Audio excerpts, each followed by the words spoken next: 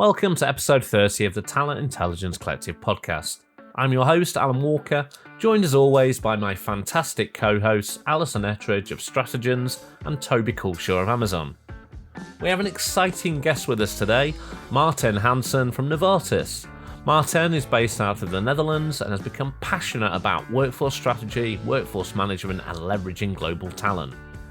In our news segment, Toby will update us on the latest developments in the talent intelligence space, including the war for AI talent, Latin America's tech talent boom, and the UK's new immigration salary thresholds. Then, Alison will dive into an engaging discussion with Maarten about his perspectives on talent intelligence and workforce strategy. Key topics include Maarten's career journey, his experience working in India, the concept of total workforce, proprietary workforce drivers, and the impact of his work at various organisations. We uncover Maarten's valuable insights on bringing together procurement, HR, and external data to enable better workforce decisions and drive business outcomes. Stay tuned for more wisdom from our workforce geek, Maarten. Until then, keep learning and stay intelligent. Before we get on with the main event, I just wanted to remind you that this podcast is proudly sponsored by our friends at Strategens, and here's a very well-spoken chap to tell you a little bit more about them. Strategens gives HR leaders the data they need to transform businesses with the speed and ease required in today's world. If you're ready to make decisions that aren't lengthy, costly, one-dimensional, or based on gut feeling, visit strategens.com. That's strategens.com to register for a Wednesday demo drop-in and find out more.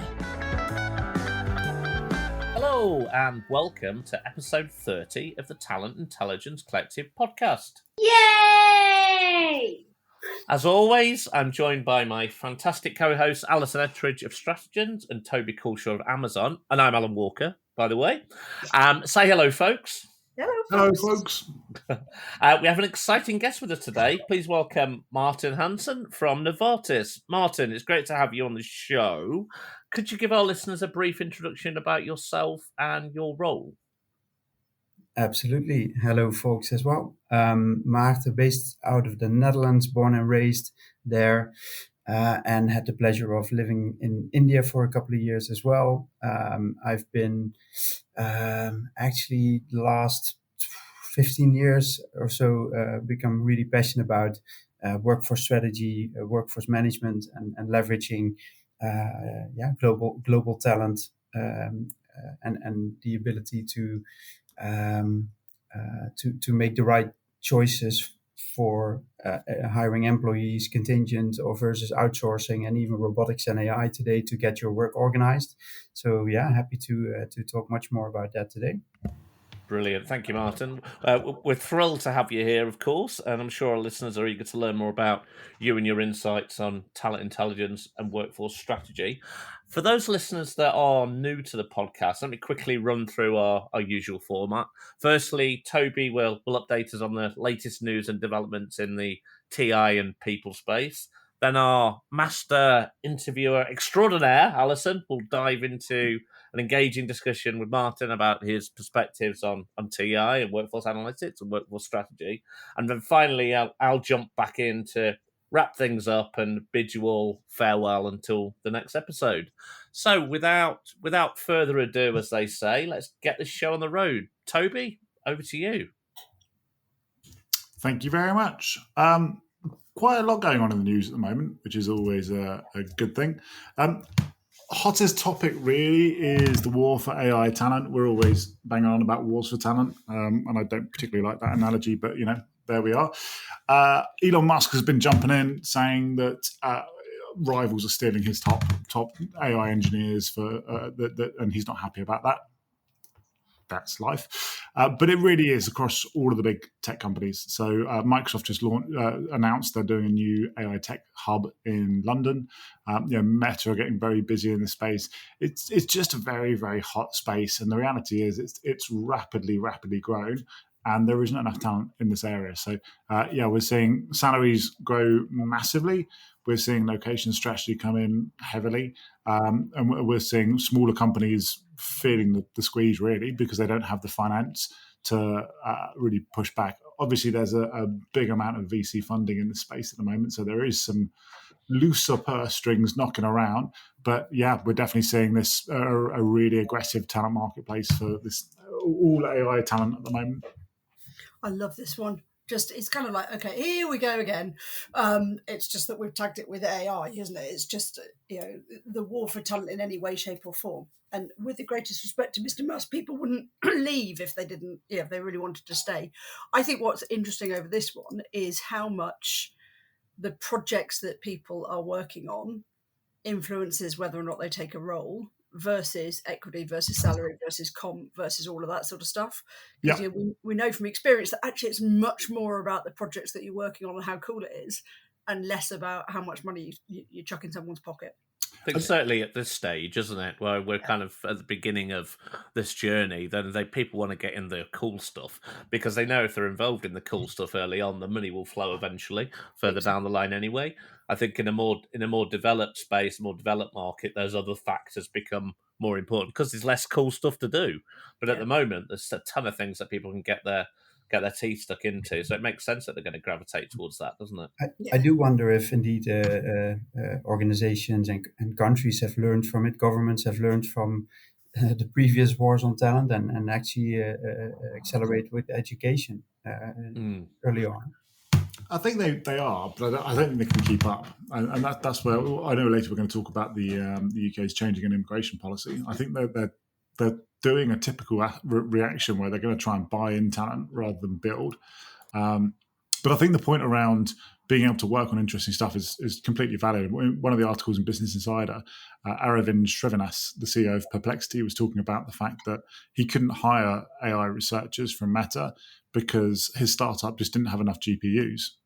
So the NVIDIA chips that they all wanted to be running on, he didn't have enough. So that the actual power and the engine room essentially behind it meant that the researchers were looking at it going, you're just not attractive enough an option. And I think that's a really interesting piece. And I think, Alan, to your point, they know they're going to get paid well wherever. So it's kind of irrelevant. This is the moment to kind of build the CV and say, can I build something that's genuinely game-changing or world-changing? And I think you get fewer of those moments in time. I think that point about hardware is a really interesting one because in the past, most recent technology innovation has been based primarily around software and coding, etc., etc. But now hardware has come into the mix with the whole GPU piece, and it's like, I guess, hiring someone and going, "Hey, we want you to do some amazing, really cool stuff. Here's a calculator." If they haven't got the hardware to back up the kind of software and the research and ultimately the compute power that's needed to do cool stuff in AI, then they're already behind the curve. There's also an interesting juxtaposition in the fact that it's people that are, and their intelligence that are restricting our ability to build artificial intelligence. It's just, and how it all still comes back to people and talent and specific skills. But I also wonder whether, I completely agree on that, but I also wonder, when we had a chat back in the beginning of the year, we were talking about some friction in one of the FAANG companies. I think it was Meta off the top of my head, but correct me if I'm wrong, where you had different internal teams fighting for processing power and access to the hardware. And I wonder whether, yes, at the moment there's a price point difference and the smaller firms are potentially losing out. But I wonder in the medium run where you go, well, actually, the smaller firms will probably have a much cleaner line of sight of this is our offering. Yes. This is what we do. And if somebody can align with that, great, they're going to get all the resources for it. Whereas at some of the larger firms, it might be, these are our offerings, and you've got to fight for that computing power amongst 10 different offerings, 20 different offerings internally. So I wonder whether that might actually play in the favour of the smaller firms or medium-sized firms. It's really interesting. Yeah. And I think, sorry, Alison, you go. I think to Maarten's point is that, governments are now busy looking globally, right? We'll do a lot more about global workforce in our deep dive, but they're busy looking globally for this talent because the education system hasn't caught up. And I almost wonder in this space whether it ever will catch up because everything is moving so fast. You're kind of you're straight into how do we build the skills rather than how do we build the coding or the tech or the hard skills, if that makes sense. It's much more about ability and a broader changing education system to support that globally. What else is happening then, Toby? Completely agree. So next up, we kind of touched on it earlier. There's been a big hike in immigration salary thresholds in the UK coming in from April 2024. And it hasn't landed very well generally. I know we spoke about this many moons ago when it was first proposed. But yeah, there was a big article in Personnel Today by Adam McCulloch. Probably murdering your name there, Adam. Apologies. But really interesting article on businesses will be priced out of the market for talent because of these new immigration rules. It's quite a big jump. It's being increased by 48%, which is huge. Wow. From 26k or just over to nearly £39,000 a year, which is considerably above the average salary in the UK. So I think it's really is quite a big impact, particularly when you consider kind of the overall workforce shrinking we're seeing and the shrinking workforce, working population pyramid, etc. I don't know. For me, it feels like I assume the government are looking at it going, we only want to bring in people with high tech AI, for example, backgrounds, and they're going to be the highest salaries, etc., etc. But I think for me, it's just carving out swathes of our economy and our services industry that's not paid anywhere near enough that amount, and arguably not paid enough in most jobs. But that's where we need the vast majority of these workforce. I just think it's a really popularist call and a piece for the general election and etc. That rather than actually something to address the workforce. But I could be wrong. Yeah, it's really interesting, isn't it? Because actually, most of the roles where you need people physically to be in a location, i.e. here in this country, are the ones that are the lower paid. The higher roles, the higher paid salary roles, those people could be anywhere in the world. And you can employ them anywhere in the world, mostly. So, yeah, it's a very strange decision in my mind. Yeah, I'm fully with you on that one. And we see the same in the Netherlands. There's a huge housing shortage, a very practical issue. But still, we also obviously need a lot of knowledge migrants and people for our labor market. But this is where I indeed think if we would focus on the physical deskless workers to move to the Netherlands and to have to leverage much more remote working opportunities, that would solve a lot of practical issues as well. But and it's the same in Ireland, right, where there are, again, massive housing shortages. So it's, the problems are suddenly not necessarily the shortage of talent. It's okay, well, if we can attract the talent, we can pay the talent, where the heck do we put them? And how do we make sure we've got the infrastructure to support them? But I think it's, I don't know, for me, I think I need to dig deeper into this one, because they're talking about the roles that are going to be, or the industries that they say are going to be most affected: engineering, hospitality, horse racing, architecture, and IT startups. Well, if I take engineering, architecture, and IT startups, there aren't many roles in any of those types of industries that already pay less than 38,700. So then you're kind of like, well, okay, I think they're probably already paying that. It's the hospitality, it's the horse racing, it's the ones where people have got to be, in situ, as you said. You can't remotely walk a horse around a ring. Then those are the ones that are going to be challenged, I think. And so we're back to that kind of lower paid workforce again. Maybe they're trying to encourage other people into work. I don't know. Well, maybe. I did smile at the summary of the article when horse racing was one of the things there, and I wasn't quite sure whether horse racing was a massive bedrock of the UK economy. Oh, it is. It's enormous. Really? Yeah. I'm going to have to dig out the details now. Just ignore me. Yeah, I mean, you'd be surprised, but it's right, really enormous, particularly by the time you allow for things like the betting industry. If you go to that, because if you expand it out to that, absolutely, I guess, yeah.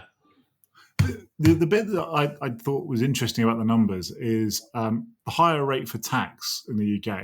So when you shift from the basic tax rate 20% to the higher rate of 40%, is £37,701. So it just feels a bit too coincidental that they've just snuck it in just over the higher rate tax rate for my liking. It's feels a bit cynical. 4 billion a year. There we go. What's that? The horse racing is worth? Yeah. Right, Employs okay. 88,000 people, so it's not huge, but it's a fairly big chunk. I bet it pales into insignificance compared to hospitality, though, doesn't it? And I'd throw, surely retail potentially should be in there, and healthcare as well, because they're all, maybe not retail as much, but healthcare's reliant hugely on an immigrant population, or it typically has been. Yeah, don't know. Yeah, hugely. Okay, what else is happening, Toby? A couple of other bits. LATAM. We don't often talk enough about LATAM, so I'm quite excited about LATAM today.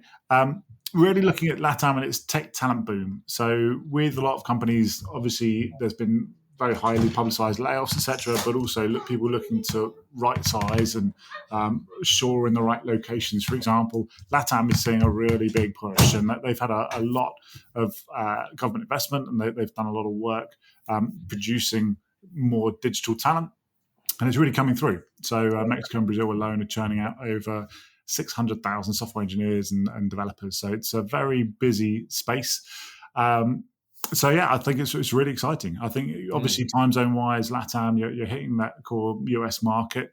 You've got the skill sets, you've got the language capabilities, you've got to. I think it's really exciting, and there's some of the real infrastructure stuff that used to cause problems. That's the stuff that the government's also been really investing into, is to make sure that you've got that infrastructure in place, internet access, etc., to make sure you've got the sustainability of the investment. So I think that's really, really interesting times. I think we've had so much friction in the US talent landscape because we've had so much tech talent just distilled into a very few hubs.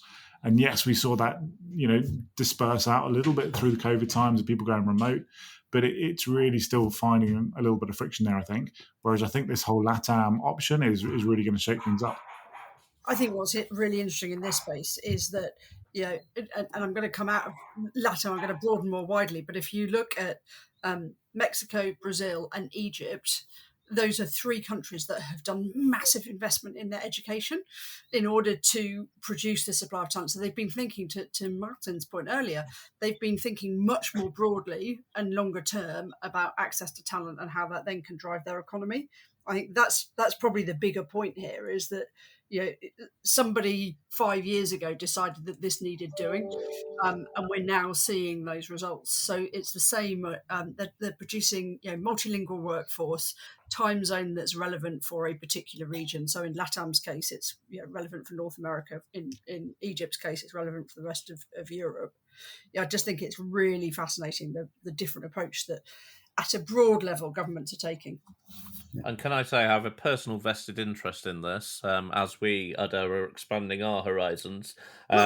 We hired somebody from Buenos Aires back in January who was previously working for one of the major HR tech players. And we're not. We're a tiny little player. And we were able to hire her, pay her probably 10, nearly 20% above market rate there, and still be incredibly good value for money. She is fantastic. Shout out Barbara if you're listening. She's able to service the US market because of obviously location in LATAM, but also she's only 3 hours behind the Europe. So she can kind of cross over into both regions, and she and the team down there that we're slowly building out, just incredibly talented. They've done some really good work in certainly in Argentina, which is a bit I know, but the wider LATAM space, it's a massive talent pool of incredibly hardworking, brilliant people. So yeah, they're well done to all of the LATAM countries for putting some time and effort into that, I think. Yeah, great shout. Similar to also Africa, I hope on the long run this also helps the migration issues, and the more beneficial it is to be able to work from your own country.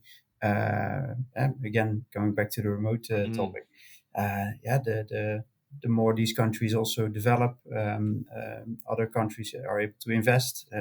So I think it on the long run provides a lot more balance. What I think will be really interesting is whether or not we start to see what we've seen in more developed, forgive me for the generalization, countries, is that suddenly it's how do we start to attract diasporic talent back to country? So the talent that has left and gone to different parts of the world, how can we attract that back into country, which is what we've seen in more developed areas, and how long that cycle takes, and whether maybe it's something for us to look at as strategians and start to see whether or not you can see, and start to predict how long that cycle takes before talent migrates back to region. And obviously, you saw this with H1Bs with when the layoffs started hitting the US and people were flying back to India, and then Canada stepped in and said, "Hold up! If you don't want to go back to India, anyone with an H1B can come straight in and work for us." And I wonder whether that's, as you start seeing those migration flows heading back, whether other countries step in and say, "Well, actually, look, come here for a different option once again." Yeah, love that. I guess it's almost like a kind of Venn diagram, isn't it? Most people want to live in their own country. Could be close to their family, their friends, etc.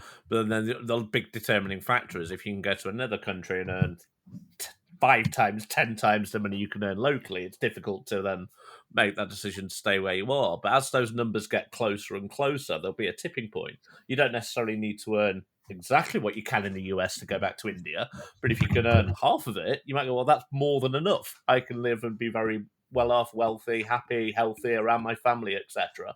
And the difference then becomes negligible. That probably is a kind of tipping point, I imagine. And interestingly, we're starting to see, and this is a bit of a kind of sweeping statement because we're actually doing a project to look into it in more detail, but we're starting to see countries peg salaries to US dollars, in order to try to counteract that, so that individuals will come back to country.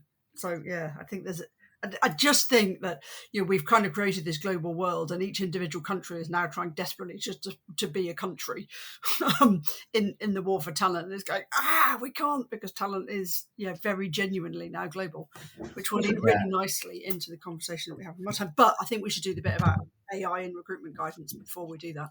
Yes, I definitely want to do that. But I think that last point I just wanted to pick up on, because I think it's really important, is around that relationship between employer and employee. And I wrote an article about this a little while back, saying around it's like a symbiote and a symbiotic relationship, like you get in nature. But the problem is that's been broken with the layoffs and with the return to office and with the kind of breaking of trust over the last 24 months. I think we're going to see a new relationship where talent is more mercenary than ever. And they don't have that long-term relationship with an employer because they know there's no long-term security there.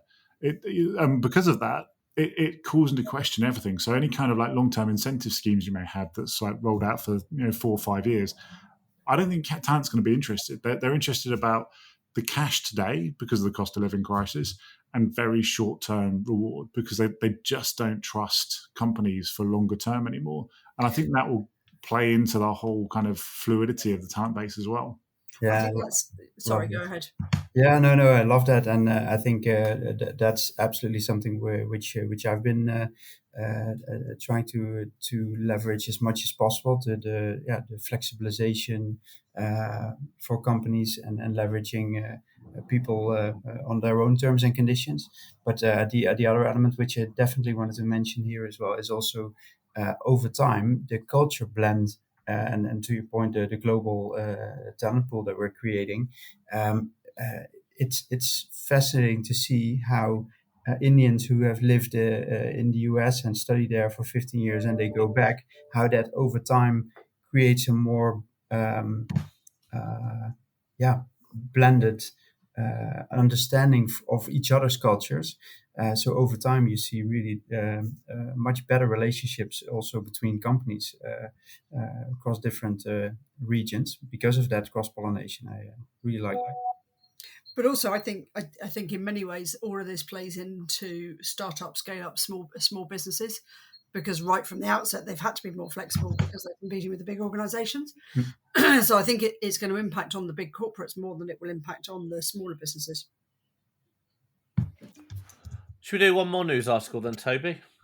Yeah, last one for the day. So the UK government, UK Department for Science, Innovation and Technology have launched a responsible AI and recruitment guide,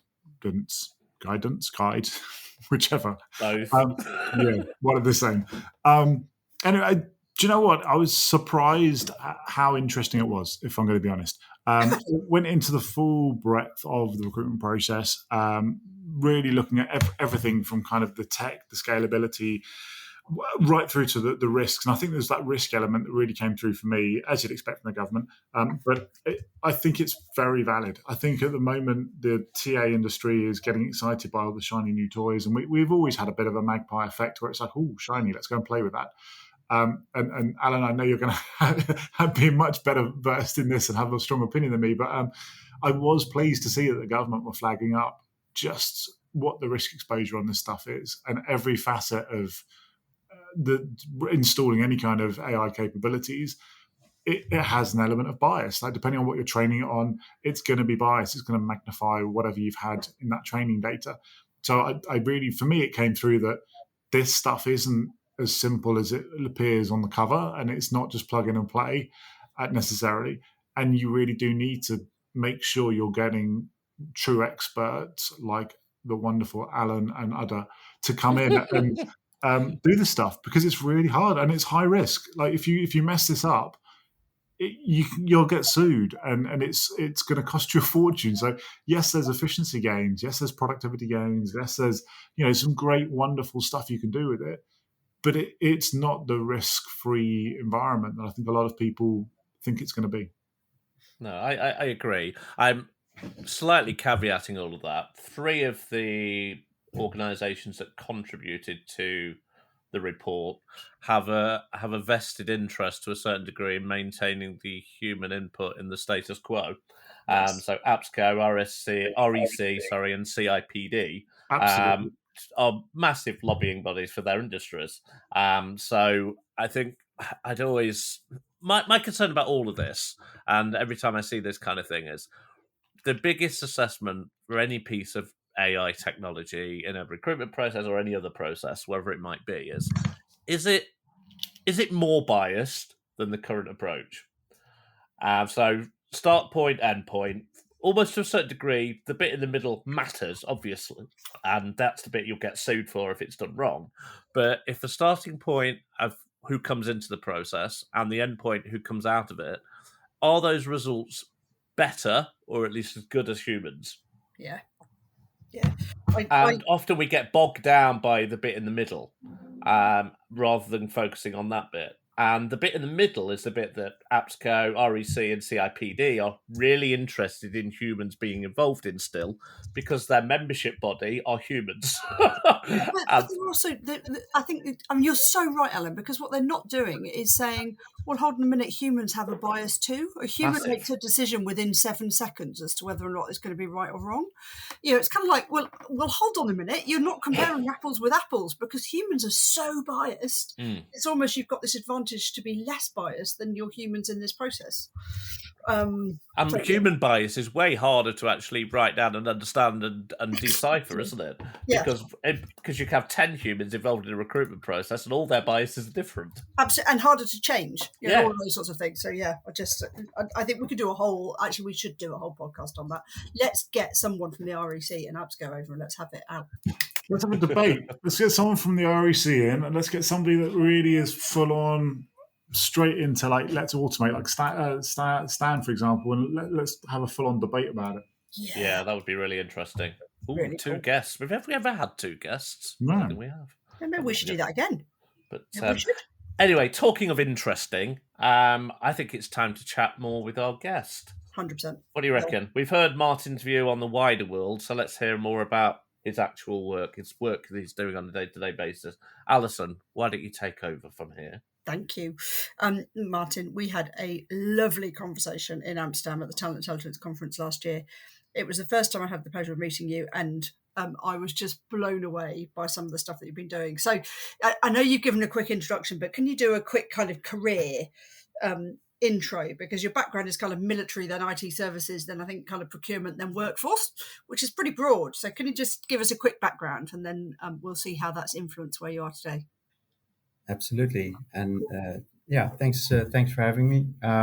So indeed, I the only thing I wanted to do when I was in high school is become a police officer or get into the military. And So that was my main focus. So I joined the Dutch Army, the engineers, at first for 3 years, and I think still to date, it's been the best start of my career because that's where you really get to, work in a team. You are working in difficult circumstances.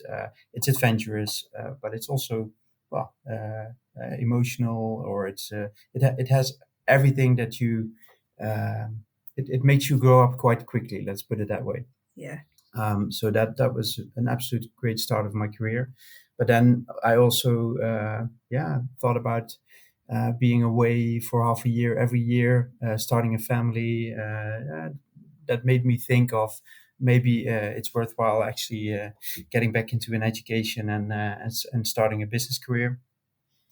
So I done an HR bachelor, organizational development, and started working for indeed a telco company, and spent, I think, in the end around 15 years or so in telco IT engineering companies, mostly on the business side, or organizing my own work with employees, with team members, but also with third parties.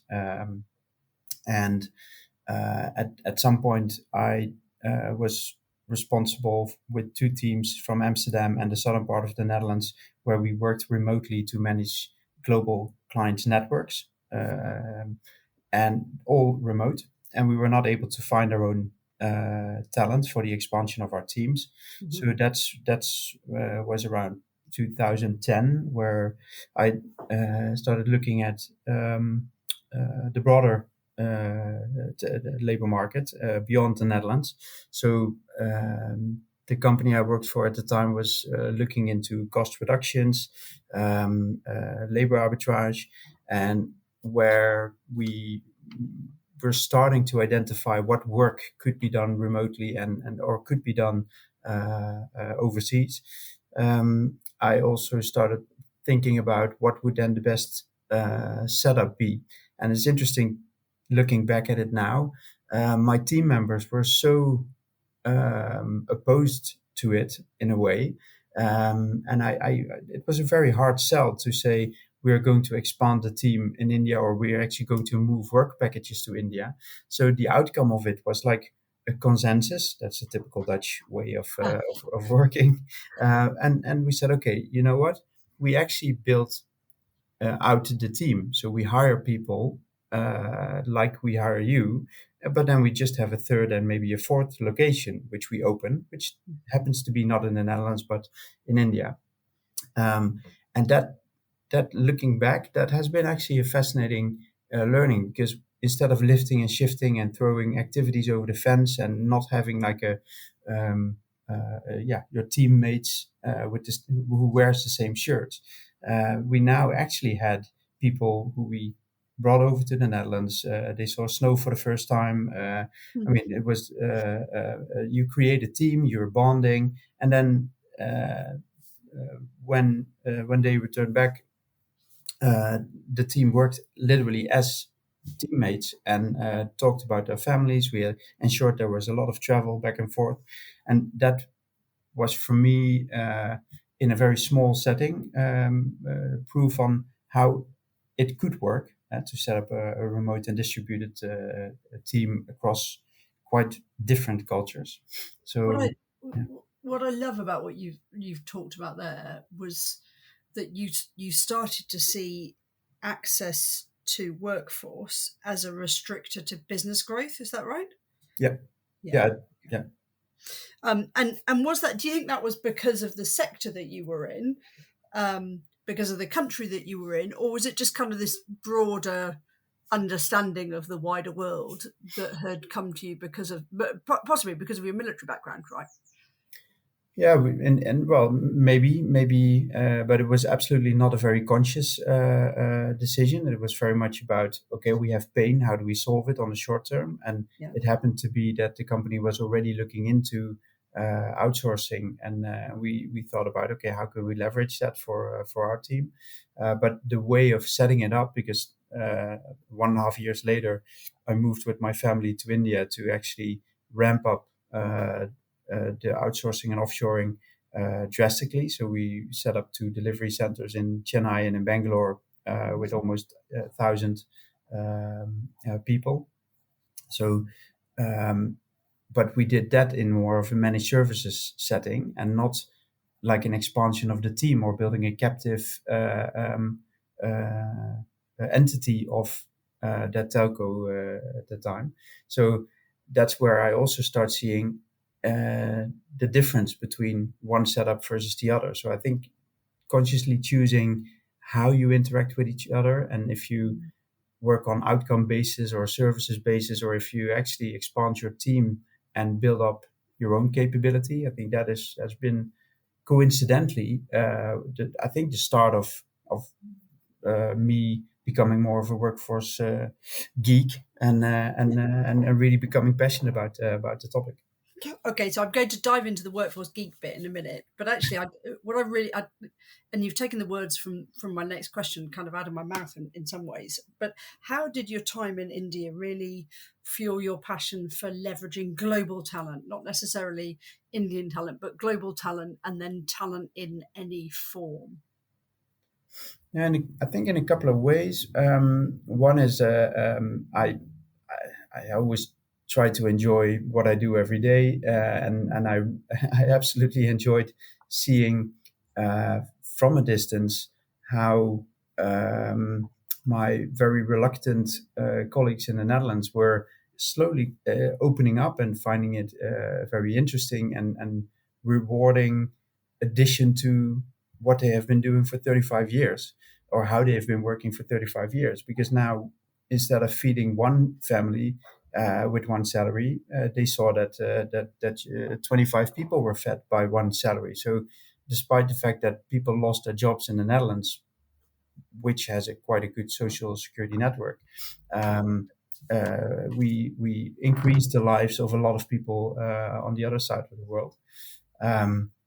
So that's one piece. The other piece is as well, you can look at lifting and shifting activities, doing the same thing, but then in a different place or by a different person. But you can also then start looking at optimizing, leveraging technology, robotics, automation, from there, focusing on efficiency, which I have to say at the same time is a typical Western thing, to be very generic, I guess, focus on efficiency. Because if you look at India and an Indian airport, then they try to give as many people a job as possible, because they just want to make sure that they do the right thing for that large population. So yeah, interesting. And by the way, from a family and private perspective, it has been, I think, the best experience I could have given my kids. They did not realize it till they were a bit older, but yeah, I mean, they have seen different things than if they would have stayed in the Netherlands. Yeah, for sure. Yeah, completely. A global view is so important for anyone right in today's world, isn't it? You talk about total workforce strategy as a phrase. Can you talk about what's different about the total when you're talking about it, and what are the key elements that made you think more broadly about workforce? Yes, I think the total, the word total is not resonating that well anymore. At least that's my view. Total talent management, total workforce management. People have not, and companies have not been really able to grasp the concept, let alone operationalize the concept. So I'm shifting more towards workforce ecosystems or different terminology, but in the Is it end, the same thing, just called something different? yeah, exactly. Okay. Yeah, Okay. yeah. Yeah. And but in the end, what it boils down to is pretty much a 9 grid, which shows on your horizontal axis you have employees, you have contingent worker freelancers, and you have outsourced or automated contract types. And on your vertical axis, you can look at your location axis. So high cost, medium cost, low cost, or whatever you want to call it. And if you picture any workforce, you can plot that composition in those boxes. Where is the work done, by how many people, at what cost, and with what skills, and that gives the visibility. The moment you have that visibility, then that triggers questions. It triggers questions about why are we actually working with an independent contractor who does core work for us for already over 7 years. It might be a compliance risk, thinking IR35. It might be a knowledge retention risk, plus there's a cost element to it. So total talent for me means something which startups are doing indeed automatically, making conscious choices first time right for the right contract type in combination with the location. But the larger the company becomes, and I joke sometimes, the moment you hire your first HR officer or procurement manager, then you really start to you need to be careful, because then your silos start to appear, and then it becomes much more difficult to work across the functions and the silos to consciously continuously have that deliberate workforce strategy set up. What I love about what you've just said is I'm just imagining how many people have now got little arrows drawn on a piece of paper in front of them with location on the y-axis and then with work on the x-axis, and going, oh my God, what do we do? When you've got that, well, no, actually, there's a question before that. You talk about that in a way that makes it sound really easy to get hold of that data. And I can hear people screaming at me and going, hold on a minute, how the hell do we know how many contractors we've got and what they're doing and where they work? I hear them as well. Yeah. Okay. So where do you start? Where do you start with that internal stuff? I think it's hard work. I mean, it might sound simple, and that's also probably the difficult part of it, because you need to have someone in the organization who sees this and who actually wants to drive this. And then it indeed starts with visibility. So it's literally pulling open every drawer, digging out what data can we find where, and then the second challenge is bringing it together so that it makes sense. And it's because of timely payment of salaries. Most of the companies have their payroll under control, and the number of people that work for them, and what type of contracts they're on, fixed term or indefinite or whatever. But the moment you look at your external workforce, then it becomes a lot more difficult if you do not have a similar system supporting it, or a provider helping you with your external workforce management. So I think looking at identifying what data sources is workforce related data, and what do we have, and then doing a gap analysis is where it all starts. And that's where it's interesting, because of your kind of procurement and HR together view, isn't it? Because actually, if someone had purely come through a workforce or an HR route, they may not necessarily be thinking about invoices generated by contractors, right? But they might think about payroll. So it's the combination of those two. So when you've then got that, so you've then got this kind of, you pulled open the drawer, you've got this data, you've kind of got it into some format that makes sense, and you've plotted it on this chart. Who do you take that to?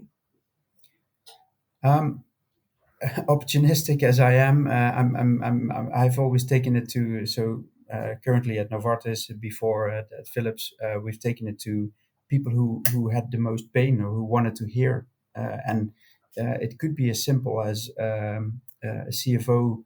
If they do not know that you have a huge amount of freelancers working in your headquarters environment, where there's a lot of labor legislative risk, where there's a lot of costs associated to it, and not talking even about knowledge retention, but just bringing that cost picture, that triggers questions. So I've always at least tried to avoid drawing conclusions, but just showing the data, and that typically did oftentimes the trick, because then you trigger one question, and the more flashy things you show, the more flashy things people want. And to be honest, the first drafts have always been Excel files, so there was not much fluffiness about it. But if you're able to blow up the numbers, because that is what you pay as a company, then people start to wake up in a way, because again, they know the salary cost in the annual reports of major multinationals. You see mostly wage bill and the number of and the personnel, and then maybe 1-3% of temporary staff. But in my opinion, I think 30-40% of companies are comprising of external contributors. Maybe the facility management, IT management, outsourced services, and you could argue, do we care about that piece of our workforce? But I would argue you should, and for a couple of reasons, and that gives a second answer to your question on who do you take this to. It's about who has access to your systems or locations. Procurement doesn't. They look at spend and supplier management. HR typically looks at employee management, development, attraction. But who is looking at the risk of not properly offboarding someone who's vacuum cleaning every week but still has a badge and can walk into your offices whenever they want? So let alone having an Active Directory account. Or I'm always getting a bit carried away, Alison. So just stop me off when you want. No, you're not carried away. Oh, I've gone off funny.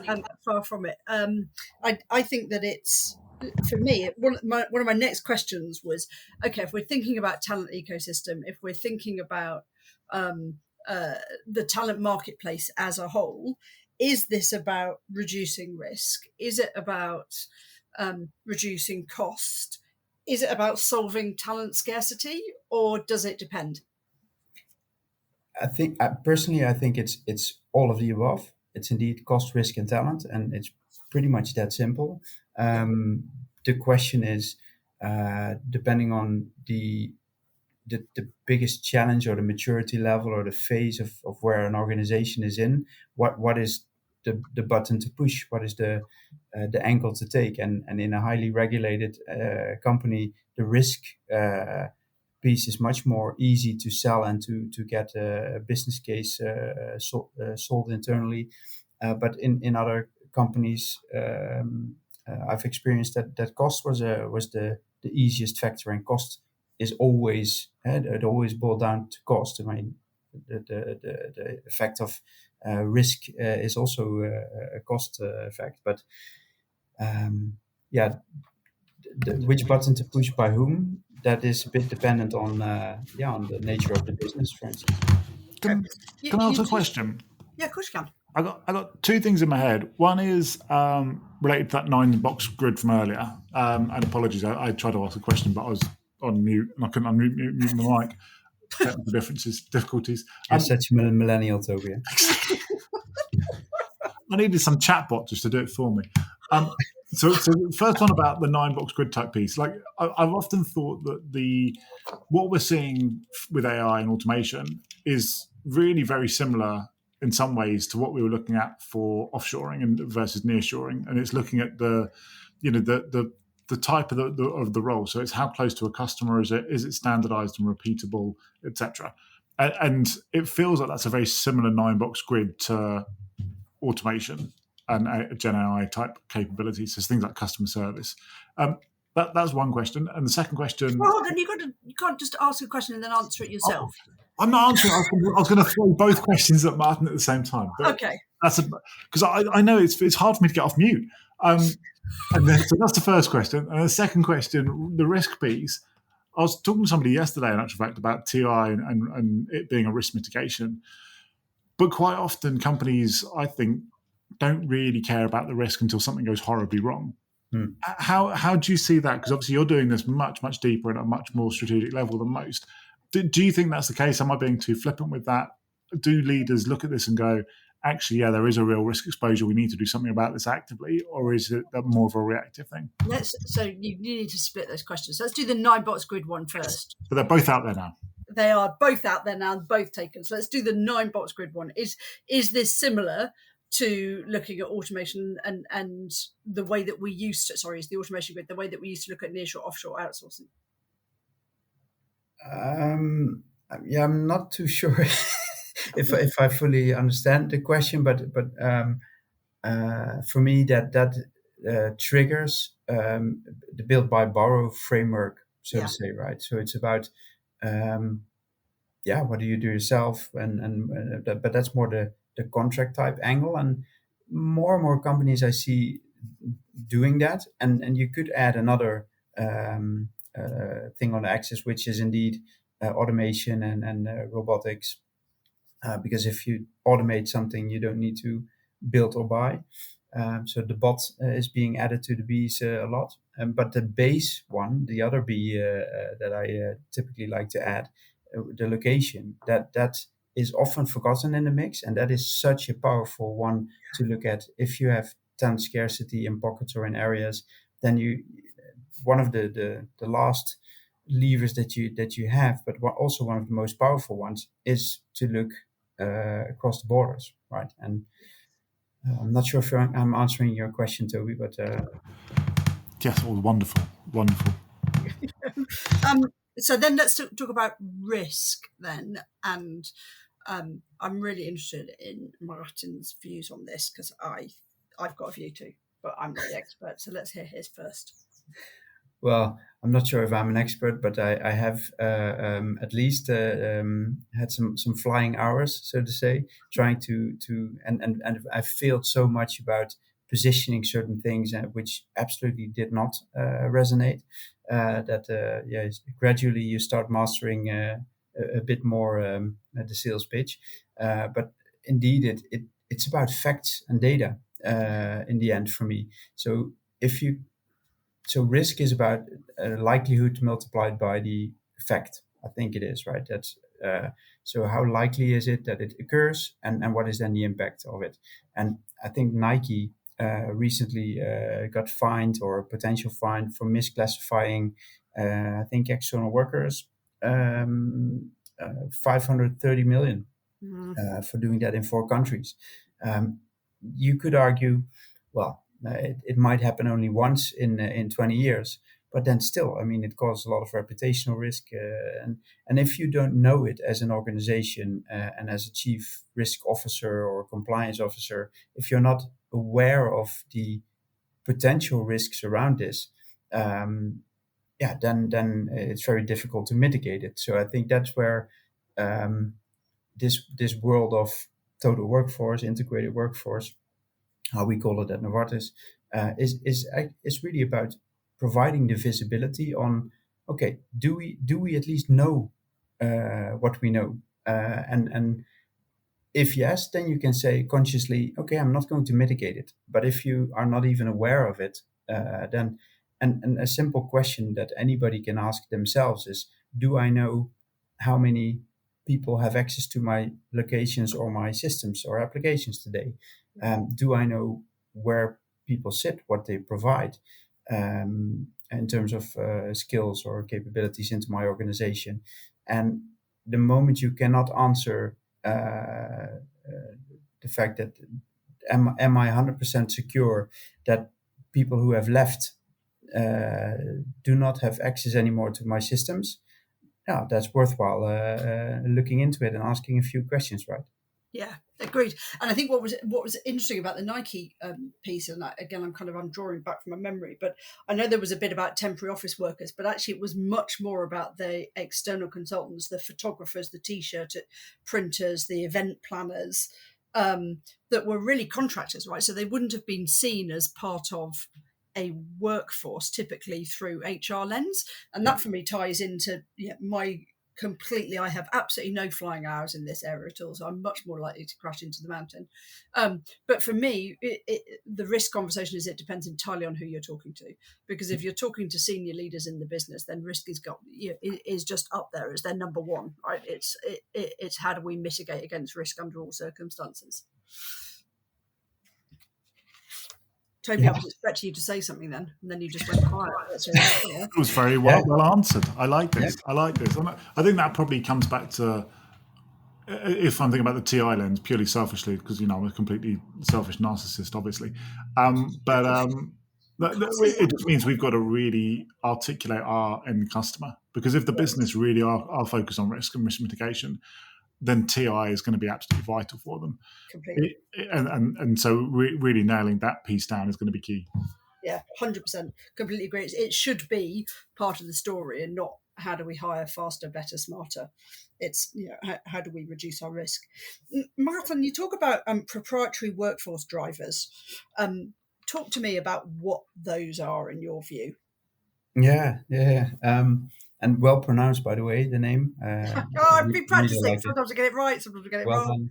Done. Yeah, that box ticked. No, once.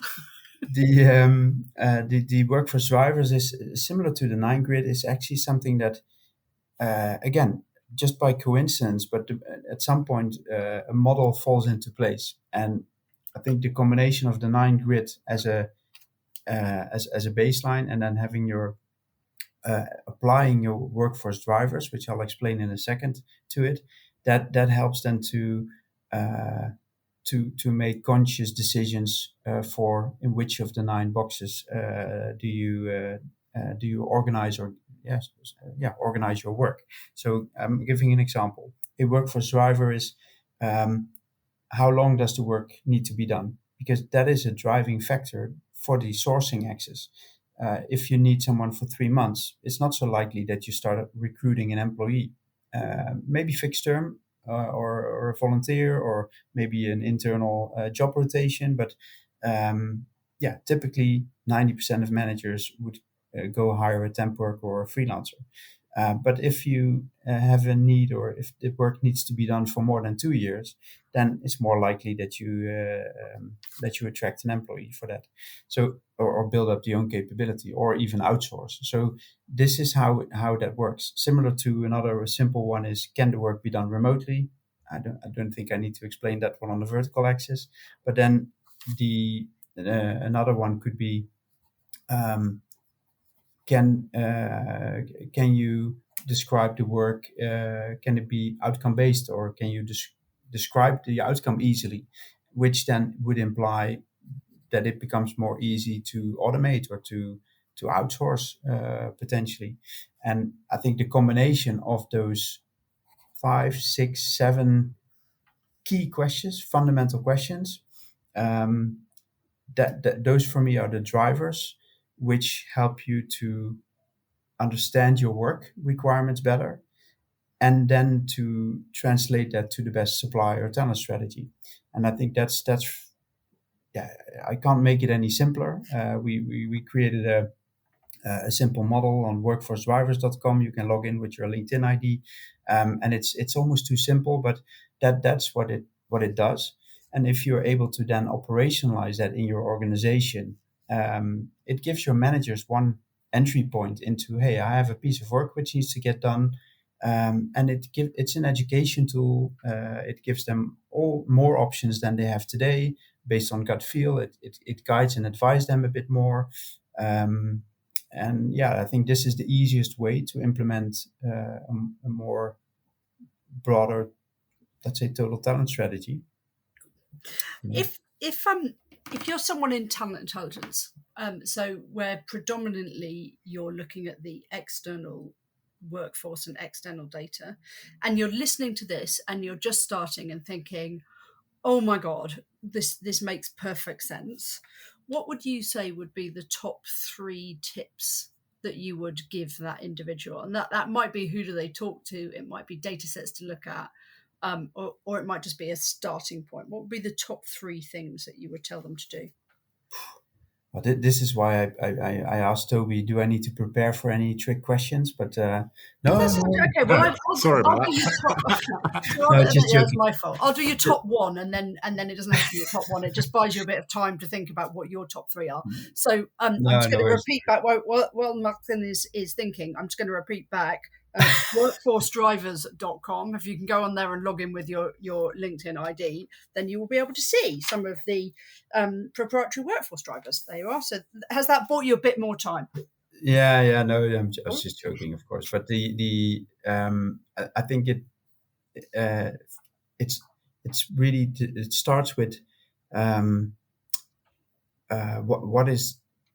what data do we have? What are we leveraging, utilizing? And it's fantastic to have external benchmark data, talent, labor market insights. But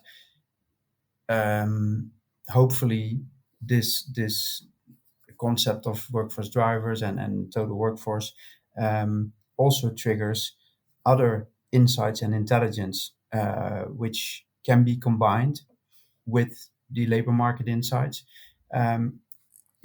which then makes the one entry point and the advisory that you can provide to the business much more valuable and powerful. For instance, if we are now trying to compare what do we pay for an employee role in a certain level in a certain country, and we know that based on our average salary tables and our job taxonomy. So that's a data that we have. If you then would be able to say, well, if you hire this same equivalent skill, but then on a freelance or on a temporary basis in the same market, then this would be the potential cost. And if you do the same for other work types, that gives already in the decision tree gives the business at their fingertips the decision or the choices and the recommendations actually from a cost perspective. You can do the same with time to fill. The time to fill for a temp worker is 23 days average versus 60 plus days for hiring an employee. So that with that and with talent intelligence, you can absolutely power your guidance and advice to your business and make a massive impact. Really interesting. And I think for me, we talk a lot about talent intelligence gives external context to your people plans, right? So you can get the data, but without the context, it may not be relevant. So you've got to have the external context in order to make it relevant. And my final question, if I may, we haven't really talked about anything that you've done at Novartis, but I think if you had to describe the biggest impact that your work has had in any of the organizations that you have worked in, what do you think it would be? I think it's providing the workforce insights, the visibility, which triggered improvement. So it triggered procurement teams to maybe change their category strategy, their spend management approach, supplier rationalization. Then on the HR side, it triggered workforce transformations, workforce strategies, workforce policies. How do we actually treat externals? Do we know if we treat and pay them fair? Do we indeed make leverage our external contributors, or do we keep focusing on fishing in the same pond for hiring employees in a particular area? So, and then I think the financial one is the most obvious one, which I always keep at last because I don't think that's the best rationale to start this. But if you look at reducing your total workforce cost index, that's something I invented myself, which is reducing your workforce cost, but not just your wage bill, but your total workforce cost against your sales. If that ratio goes down, then you essentially become a lot more productive. But it also means if you're able to show that number, it means that you have the visibility on what your external workforce comprises of, which then also means that you are able to consciously say what we've outsourced 10 years ago, we actually should insource now or create a different setup for that. And at the moment, the visibility is done in silos, and it provides suboptimal improvement opportunities. So I think that would be my the fastest answer I could give, Alison. I have loved talking to you, and I knew I would. I've scribbled pages and pages and pages of notes. which I really wish I'd done when we last spoke. So thank you very much. And I think what's fascinating for me in all of this is that your background, particularly kind of through the procurement and the sourcing piece, made you just look at it in a completely different way to the way that anybody whose background is solely in HR or solely in talent would have looked at it. And it's the way that you've brought those things together. So in summary, you can reduce your risk, you can look at your procurement and your spend, and you can trigger total workforce transformation by just understanding who you've got and where you've got them and what you do with them. I love it. Absolutely love it. Thank you so much. I've also had this other thought, Toby. I've got no idea if you're on mute or not on mute because I can't. The thing's not working. Okay. I've had this other thought, which is we should have Maarten and Matt Higgs on together. That was my other thought. Yeah, there you go.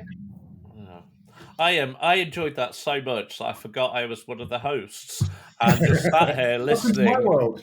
Yeah, I just sat here listening like I was listening to a podcast. I was like, this is really interesting. And I was like, oh, bugger, I'm supposed to jump in at some point and actually kind of wrap things up and bring the show to an end. So I'm going to do that now. Now I've actually got that opportunity and I'm back in the zone. So, Martin, thank you for that. That was amazing. It's been great having you on the podcast. How was it for you? No, I was just thinking you weren't able to find the unmute button, probably. Yeah. No, it was just that good. Yeah, no, and I always like talking about this, and hopefully it makes sense. At least it does to me. But I'm, like I said, became a workforce geek, and I don't think that will change anytime soon. Excellent, great, and it's been great having you on the show, and hopefully we can have you on again in the future, as the guys say. So thank you, everyone. Thank you, Toby. Thank you, Alison.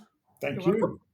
And to our listeners, as always, thanks for you guys for supporting us and telling your friends about us and all that jazz. And as we say here, stay intelligent, folks. Bye. Bye. Thanks for listening. Before you go, I wanted for the last time to remind you about our generous sponsor, Stratagens. Here's that posh chap again, telling you about their fabulous product. Stratagens gives HR leaders the data they need to transform businesses with the speed and ease required in today's world. If you're ready to make decisions that aren't lengthy, costly, one-dimensional, or based on gut feeling, visit stratagens.com. That's stratagens.com to register for a Wednesday demo drop-in and find out more.